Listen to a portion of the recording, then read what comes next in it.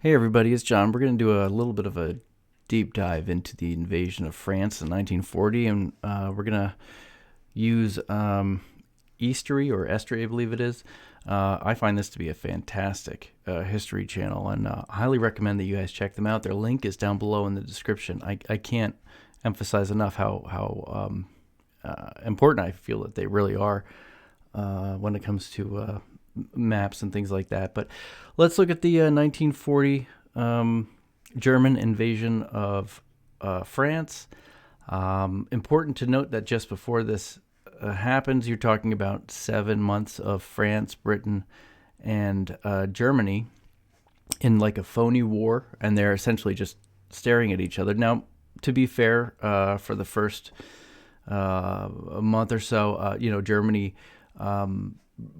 was had the bulk of its forces invading Poland, and then after that it became Denmark, Norway, and then they turned into France and the Low Countries. So we're at France and the Low Countries, and you're gonna see some interesting things. I mean, while the Germans were preoccupied with invading Poland and getting that taken care of, sort of wrapping that up, the French actually had an incursion, and it was let's see if I can right along here. Excuse me, right along in here, and they invaded Germany to a certain extent. But what was exposed was their terrible logistics. The French were basically fighting World War I style warfare. They didn't use their tanks in the new modern style that Germany had, and their tanks, though better, were not concentrated appropriately, and the communication system was very, very weak. So you'll see this as it goes through, as we go through a lot of this. Now, the British had a little bit of a different time because they were up along the coast, up in here, and they're getting their supplies right up there, and they can make quicker logistical decisions. The Germans, on the other hand, are very, very interesting. It's a new kind of warfare, and let's check it out. In 1939, Germany found itself in a war with Britain and France. At that time, the strength of the sides was similar, but the Allies had a significant long-term advantage, and in the following years could field a much stronger army. Germany's only chance for victory was to defeat the Allies as soon as possible. It set out for an all-out attack. This video is sponsored by War Thunder. More on that later. For the Western campaign, the Germans had less than 3 million men in 135 divisions. France had 2,200,000 men in 104 divisions. They were supported by the British Expeditionary Force with the size of 500,000 men. This made the Allied and the German forces roughly equal. France had prepared to defend its borders. Its southern flank was covered by the Rhine River and the Vosges Hills and needed few additional defenses.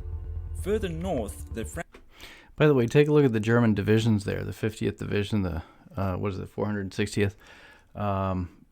They didn't have much holding on along here. They were ready for a punch.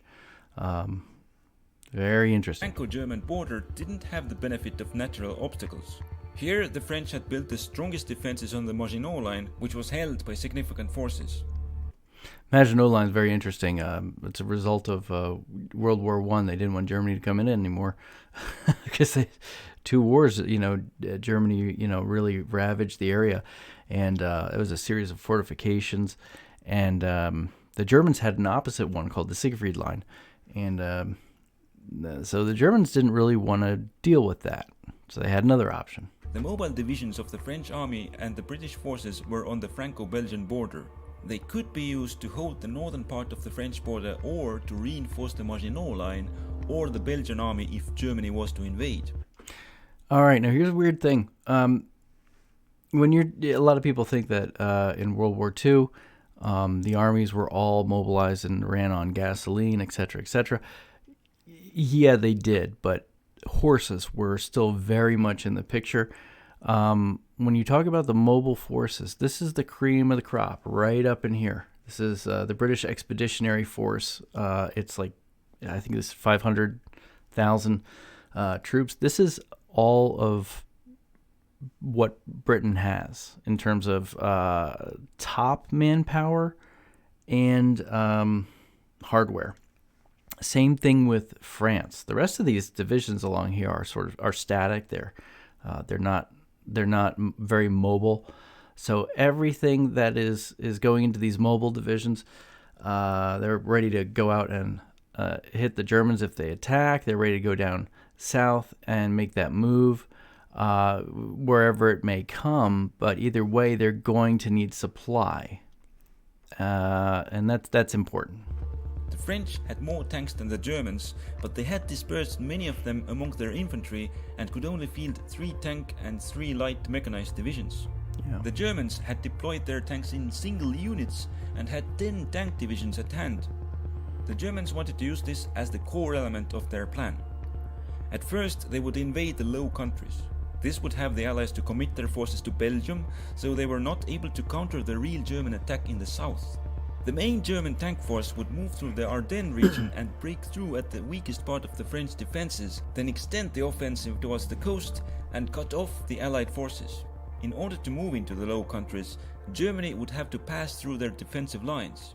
Germany exploited the fact that these nations were not at war and had therefore not fully manned their defenses. They were able to launch an airborne assault and capture a section of both Dutch and Belgian lines. Now the paratroopers had to hold out. Important to note that airborne operations are successful when you don't know that they're coming. Belgium and Netherlands did not really know that they were the target of the invasion. So they were not necessarily 100% prepared for airborne operations. So it would be very successful here. And it was. Until they would be reinforced by the land forces. Learning of the German invasion, the Allies now had to decide how to intervene in Belgium. They could move part of their forces into western Belgium, or they could deploy most of them in the central part of the country. They wanted to give Belgium maximum assistance and went for the latter.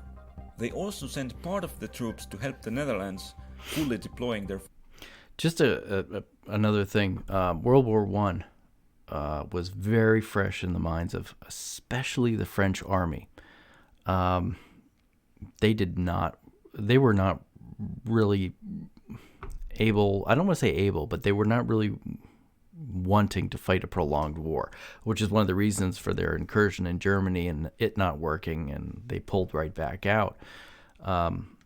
They lost a whole generation in a war, and doing it again was very disconcerting to them. In reality, what you probably want to do is, if you have 7 months to prepare, I don't know why they would leave. Certainly to help Belgium, you'd leave your defensive positions. However, I guess I'd be preparing a defense in depth. I wouldn't be getting out of my defensive positions. But then again, you know what they say about hindsight. Forces. In Belgium, the Germans were able to link up with their airborne troops. With Belgian defenses breached, the Belgian army began pulling back to central Belgium.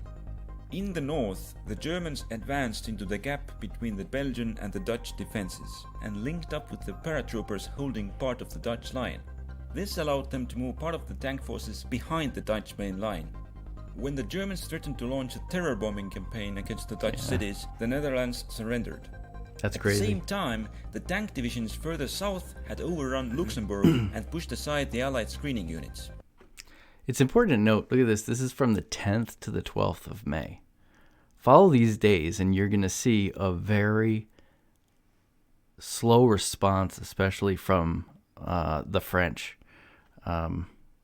Especially in warfare, when your enemy does not expect, when you don't expect your enemy to do what you want, they still relied on runners,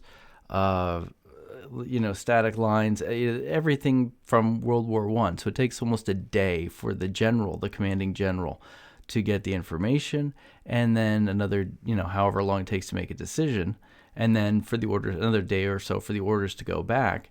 And there's not a lot of autonomy for the divisions themselves and the French army, or the corps commanders to make major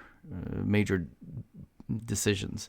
So they're always going to be 2 or 3 days behind, and it's very important to understand this difference, this different doctrine of warfare the Germans are fighting. They're using speed, and they're using concentrated forces. Soon they reached the prepared French defensive lines. The Germans launched a massive aerial bombardment. The French second-rate divisions could not withstand the attack by the best German units, and the Germans were able to breach the defense. And these are the secondary units. These are the reservists, the conscripts that that are called up, understrength divisions. All the major ones are up north, are from here and up. So when the attack came over here, you're not able to stop them with your best troops and age-old logistics and communications. The French thought that the Germans wanted to outflank the main body of the Maginot Line by moving south and concentrated on that direction. Seeing that the French western flank was barely covered, the German tank commanders took a risk and moved forward without waiting for their infantry. This is the 15th of May. It started on, the 10th to the 12th. They were basically at this line right here. Okay, the 13th actually they made it to this line. Within 3 days, so that's 2 days for the French to at least figure out what's going on, they begin amassing south. The Germans, on their own, essentially on their own initiative, are deciding, boom, we're going to the east. And you just watch the French response. Allies were surprised by the German breakthrough, but they now knew that this was the main German attack.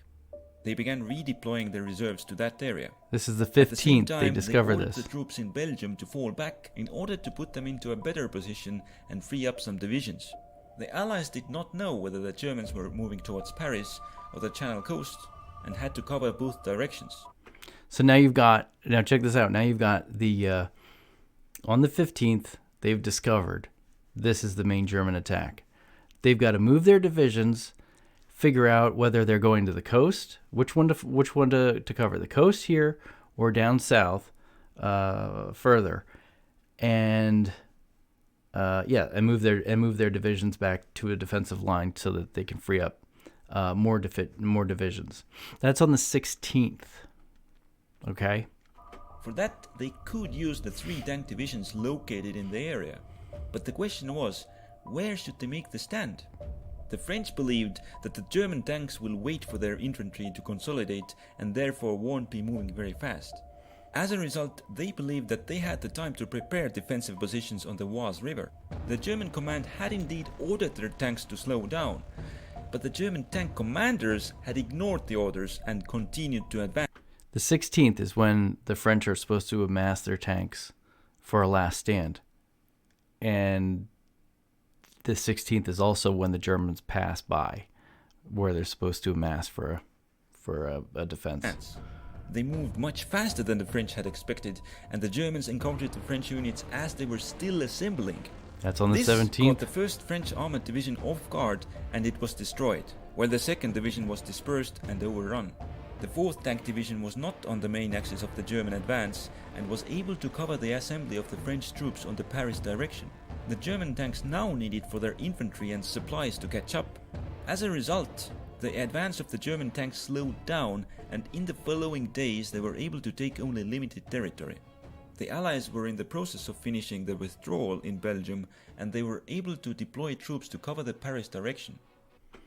So you can see already on the 18th that they're creating a line. They can see what's starting to happen, and their information is always late. And they're trying to outguess where the Germans are going to be, and even while taking a pause, because the infantry right over here has not caught up to them. The German supply network, logistics network, is able to bring the spare parts in for the tanks,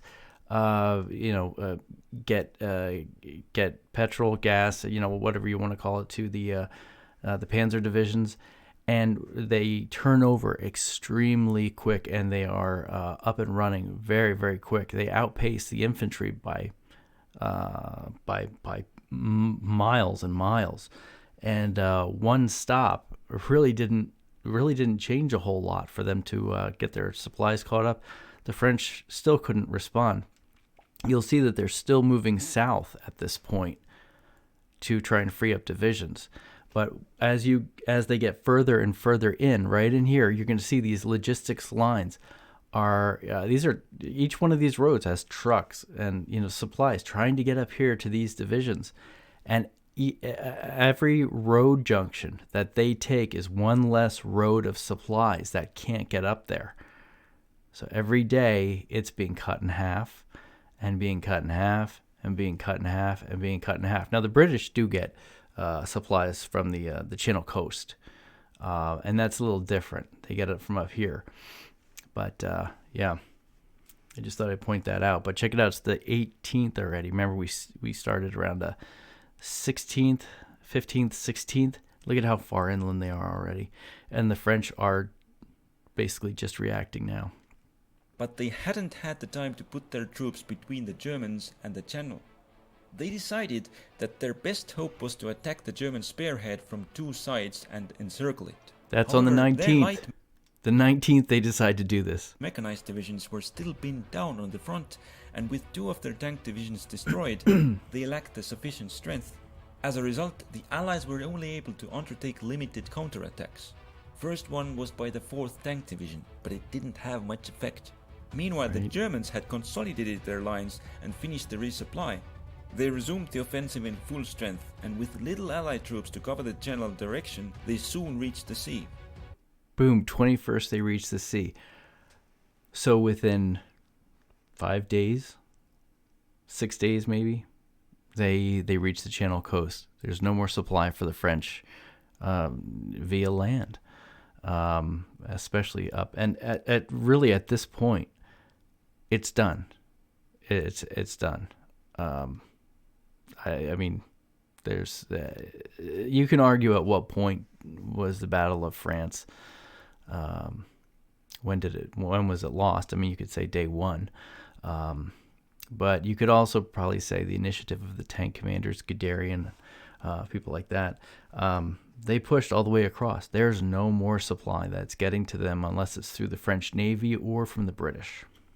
The Allies launched an attack at Arras, but it was only of limited success.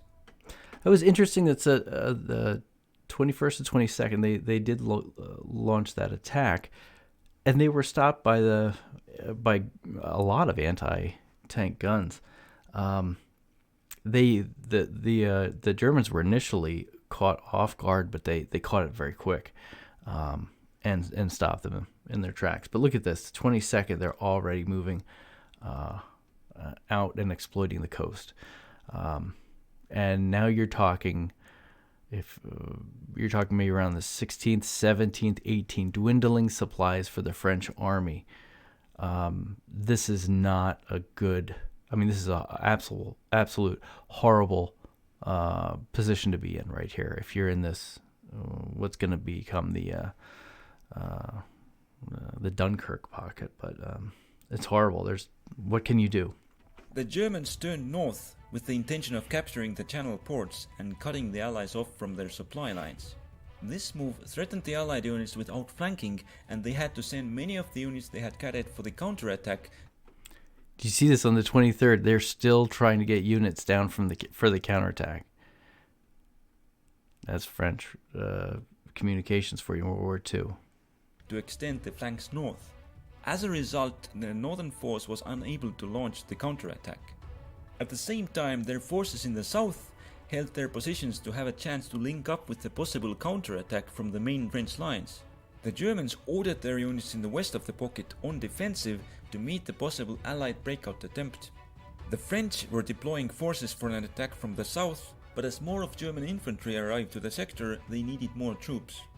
But with the troops in the north without access to supply and being threatened with encirclement, it was impossible to wait any longer.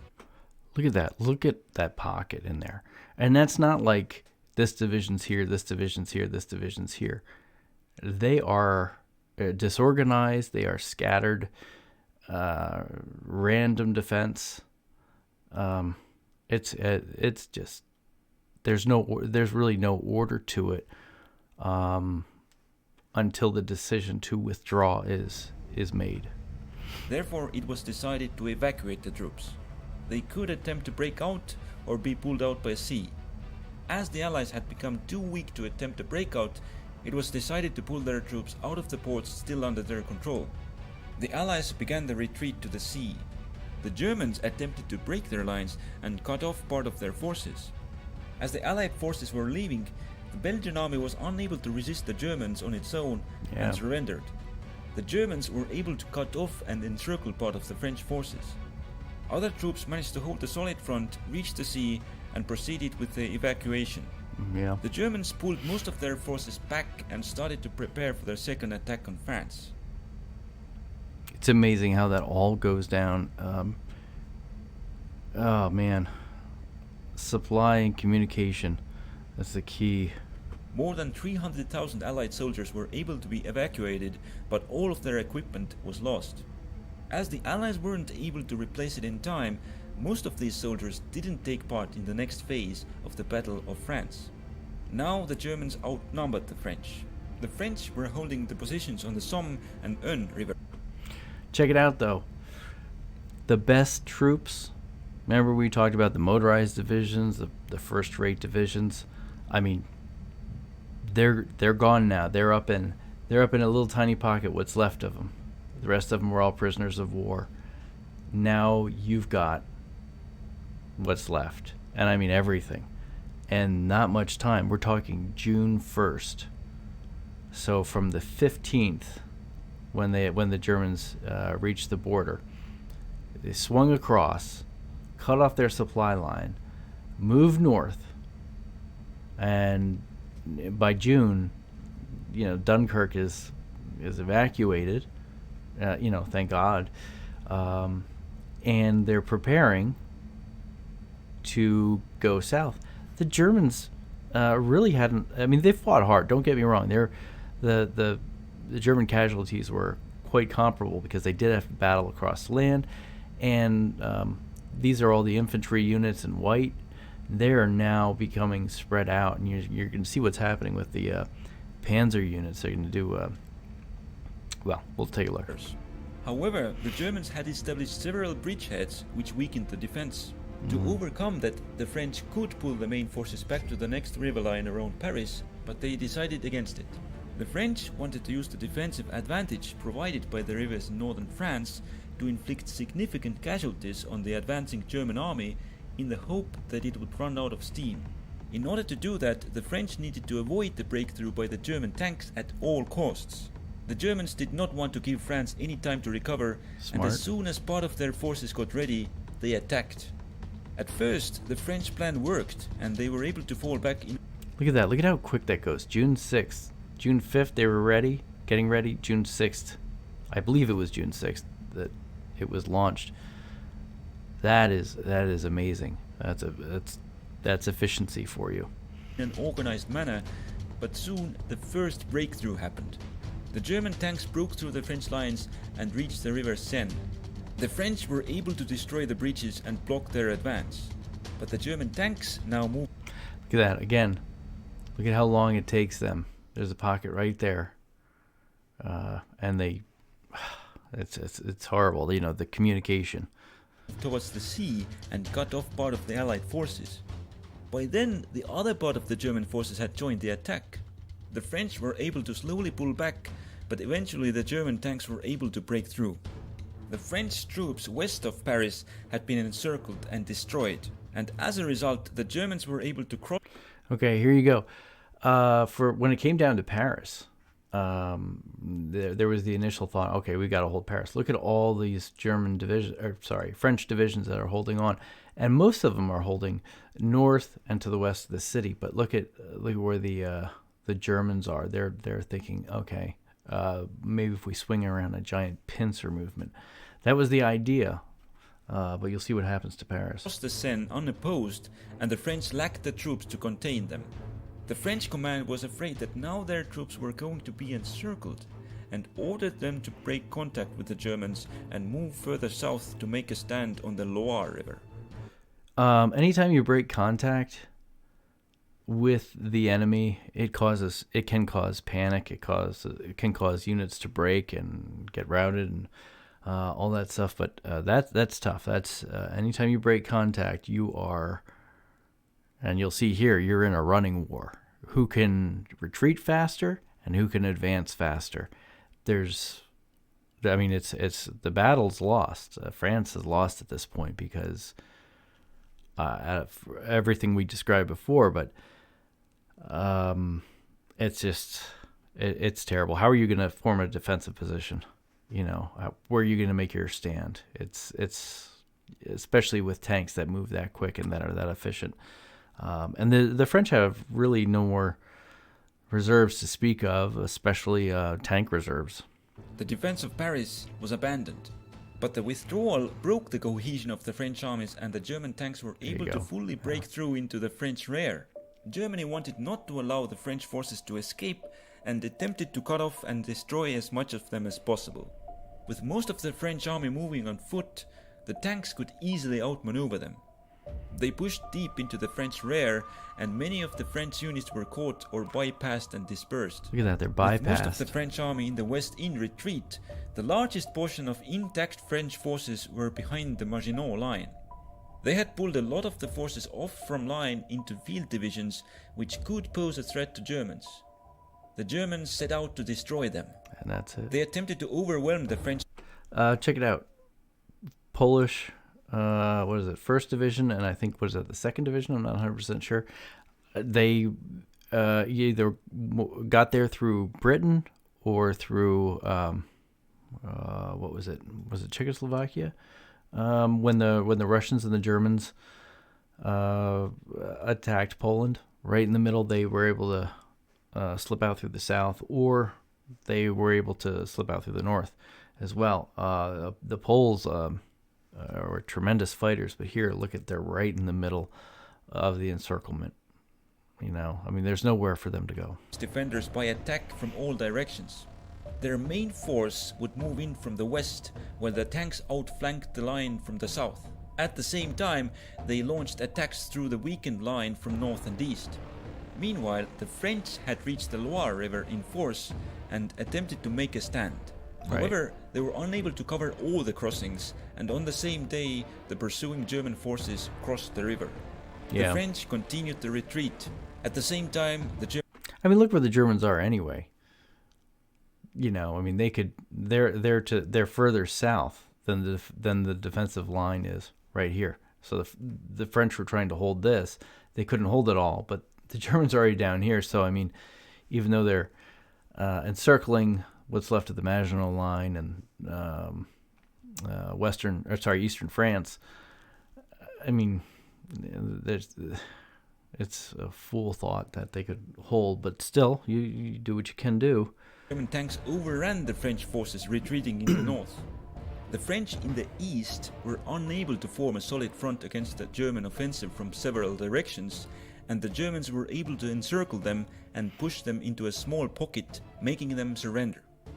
Only a small part of the French forces was able to survive the retreat, and the odds had become too unfavorable to continue the war.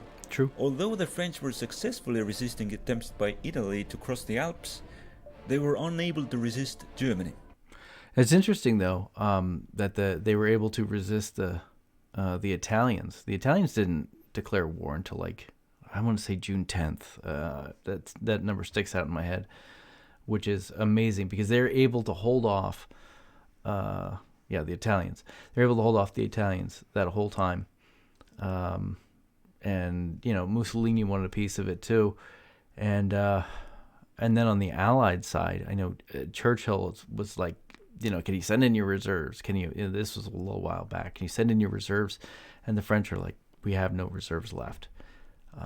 It was Dunsville, and it's unfortunate. It was a new, modern, mechanized army versus the army of World War I. Basically, there weren't many changes, and there weren't many lessons learned, especially with the tanks. It's very unfortunate. It could have been different with different doctrines. The outcome could have been different. It could have been different had they pressed the French pressed their attack into Germany while the German main forces were in Poland. But and it also could have been different had they stayed on their defensive lines to a certain extent. There are all these what ifs, but that's a different rabbit hole for other people to talk about. It's unfortunate. They agreed to German terms and signed the armistice, which would come into effect 2 days later. Yeah. There were several reasons why France lost the campaign, but lacking good tanks was not one of them. While the lighter French tanks did not perform too well, their heavy Char B2 breakthrough tanks and Samoa S-35 cruiser tanks were more than a match for the Germans. Large part of the German victory was that they managed to outmaneuver the French armor on operation. Yeah, that's pretty much it. Fire and maneuver is the name of the game. If you can't fire war of maneuvering, when you're attacking and you're maneuvering, you hit, you move, you hit, you move. Otherwise, you get stuck in a slugging match. You look at, as of this moment, Ukraine, the war or the special military operation in Ukraine, it was supposed to be a quick hit. It didn't work. Didn't work at all. And now we're looking at World War I tactics. If the quick hit hadn't worked for the Germans, I mean, it's possible you could have been looking at, World War I trench warfare again, as we see today. Anyway, that's basically it, and that's the Battle of France. It really was a tank battle, a logistics battle, and a major communications win for the Germans. Yeah. If you have anything that you want to add to it, feel free to leave something in the comments down below. If you like this, let me know, and I'll do some more of these. I do enjoy this stuff, and that's about it. I'll talk to you all soon. Thanks for watching.